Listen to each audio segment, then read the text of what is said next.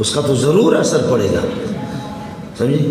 اللہ پھر بھی راضی ہوتا ہے، اگر ناراض ہو رو تو وہ راضی، لیکن بیوی مشکل سے راضی ہو۔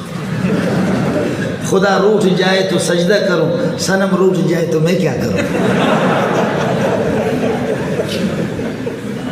حاجی مالک صاحب سن لے، خدا روٹھ جائے تو سجدہ کروں، صنم روٹھ جائے تو میں کیا کروں؟ ایک آدمی کو کہا کہ جی آپ کی تو کبھی بھی بیوی سے لڑائی نہیں، ہمارے اور آپ کے گھر کی دیواریں ملی ہوئی ہے، کبھی بھی آپ کے برتنوں کے ٹن ٹن کی آواز ہم نے کبھی بھی نہیں سنی، ہمارے گھر میں روزانہ لڑائی ہوتی ہے، اور یہ کہ اللہ آپ کا بھلا کرے برتن بھی بچتے ہیں میاں بیوی کی لڑائی، لیکن آپ کے گھر پہ کوئی بھی لڑائی، دیوار ایک ہے درمیان میں۔ کہنے لگے کہ جی اصل میں نے بیوی سے طے کیا، ہم دونوں کا معاہدہ ہو چکا ہے، اگر بیوی آپ کو غصہ آ جائے تو میں آپ سے تکرار نہیں کروں گا، ٹکر نہیں لوں گا، میں سیدھا چھت پہ چلا جاؤں گا آپ کو اگر غصہ، اور اگر کبھی مجھے غصہ آ جائے تو پھر آپ تکرار نہیں کرنا، آپ چھت پہ چلی جانا، چھت پہ چلی جانا۔ تو اس وجہ سے ہماری لڑائی نہیں ہو رہی، اللہ کے فضل و کرم سے میں 10 سال سے چھت پہ رہ رہا ہوں۔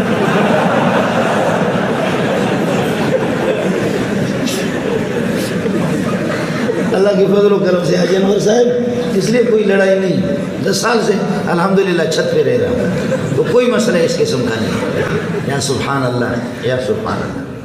یہ باتیں بتانے کی نہیں تھی، خیر میں نے آپ سے عرض کر دیا، ساتھ ہی اس کا اہتمام کریں گے، درودوں کا اہتمام کریں گے۔ اب مسئلہ ہو گیا انا اوحینا الیک وحیا، وہ ایک تبلیغی بات تھی جو میں نے آپ سے عرض کر دیا۔ کما اوحینا، یہ تشبیہ کس چیز میں ہے؟